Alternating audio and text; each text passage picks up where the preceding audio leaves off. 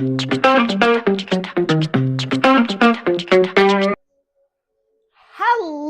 there, you amazing people. Welcome to Rise Up to Positivity.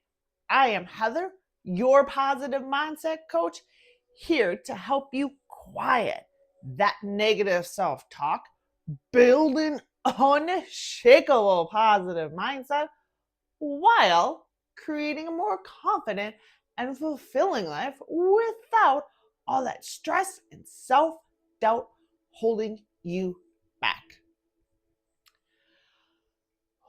This week has been a struggle, but it's also been rewarding because I found something out.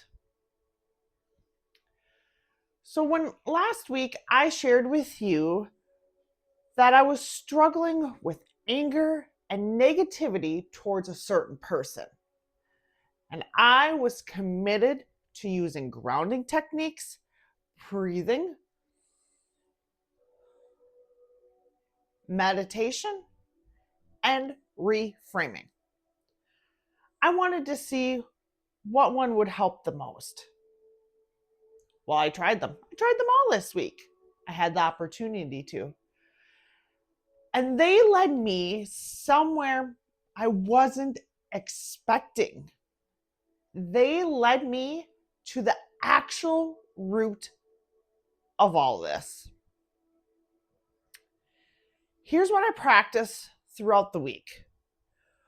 When that thought came creeping in, that worst case scenario about this person, I practice breathing. Just pausing, taking a few deep breaths, trying to ground my body instead of staying stuck in my head. And honestly, that helped in that moment. It gave me that little space between the thought and my reaction to it. Now, there will be times that the breathing just didn't work. There were times that the thought wouldn't leave and just kept looping. So I decided I'm going to meditate about this. I sat with it. I didn't push it away. I just observed it.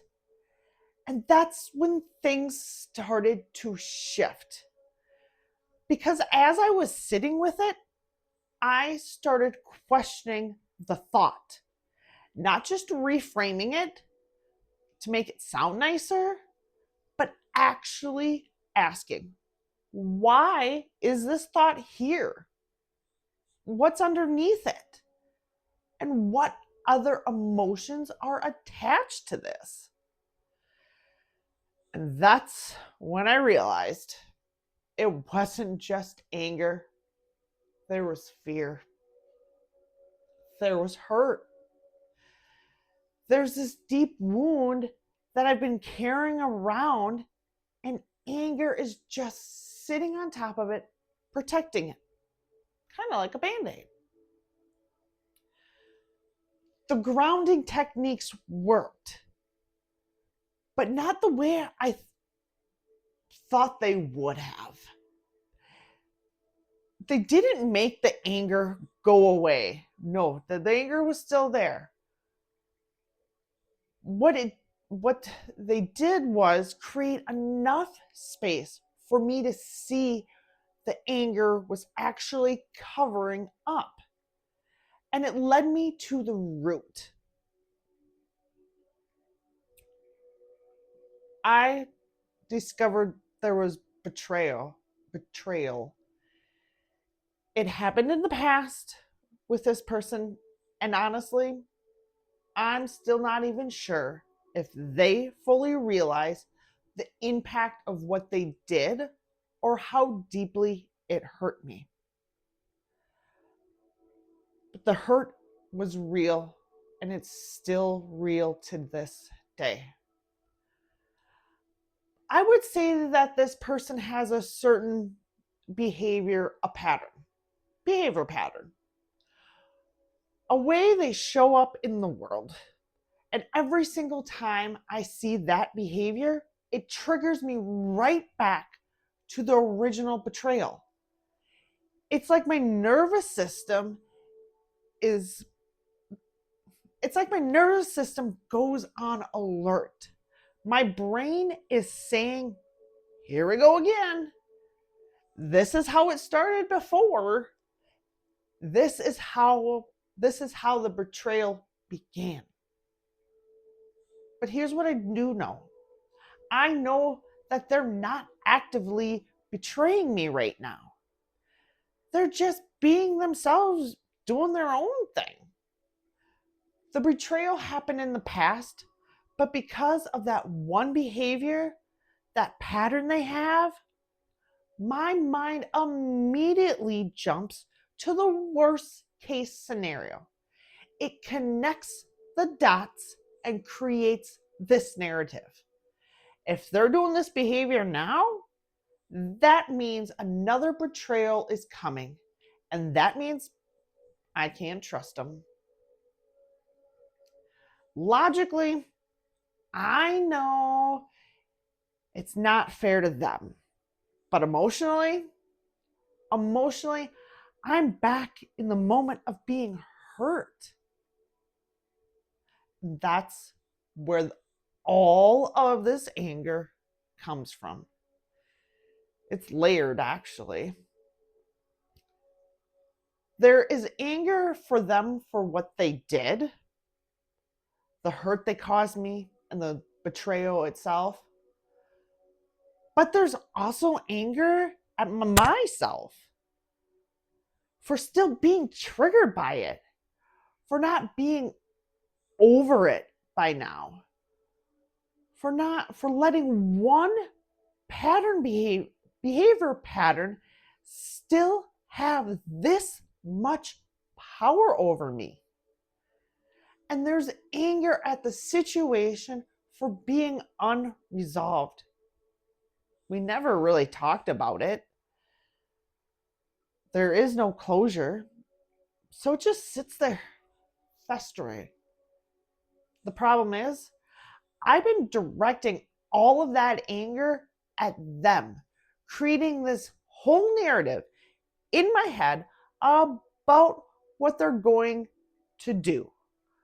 When really, what's happening is I'm trying to protect myself from old pain. I'm trying to prevent another betrayal by staying angry, staying suspicious, and staying on high alert. But they're not out there plotting against me. They're not sitting around and thinking about how to hurt me again. They're just living their lives. Probably have no idea that my head is building all of this resentment and negativity towards them. This week, as I've been sitting with this, I realized something. This anger and negativity I've been building towards them, it's really not about them at all. It's all about me. It's about me not trusting that I can handle another betrayal. It's about fear, deep fear that they will hurt me once again. And if I stay angry and if I stay suspicious, it keeps them at arm's length emotionally. Then maybe I can prevent them from happening again. But that is exhausting. And that is also not fair to them or me. I'm realizing is that the real work here isn't about changing how I feel about them at this moment. It's about healing the original wound, the original betrayal. That's what's actually driving everything. I've been carrying this hurt like it's my job to remember it, to protect myself with it. And I haven't actually processed what happened. I haven't grieved. I haven't worked through the broken trust. There is no closure. And so my nervous system is still on protection mode. Every time I see this behavior, my body tenses up because it's reliving a moment of betrayal. It's like my nervous system is saying, we've been hurt before. We need to be ready. We need to be angry so we do not get hurt again. Moving forward, I'm going to work through this anger and negativity towards them. I'm not just going to use grounding techniques or reframing thoughts. I'm actually going to heal. I'm actually going to work on healing the original hurt. It's about acknowledging that a betrayal happened, that it mattered, and that it affected me. I've been carrying it around, letting it color how I see them and how I participate their actions. I also need to work on building trust, not with just them, but in myself. Trust that I can handle disappointment. Trust that I'm resilient enough to navigate hurt when it comes. Trust that staying angry is not the same as staying safe. And maybe eventually there's space for some kind of resolution or conversation. I'm not there yet. Right now, I need to grieve. I need to grieve over what happened and stop using the old betrayal as a blueprint for the future. So that's what I'll be working on this week. The anger is starting now to make sense to me. It's not about them. It's about my unhealed hurt and my fear and my need to protect myself. Next week, I will share with you what healing actually looks like, how I'm processing the original betrayal, and what is bringing up for me. Thank you for going this deep with me. It means a lot that you are along on this journey with me. I'll see you next week.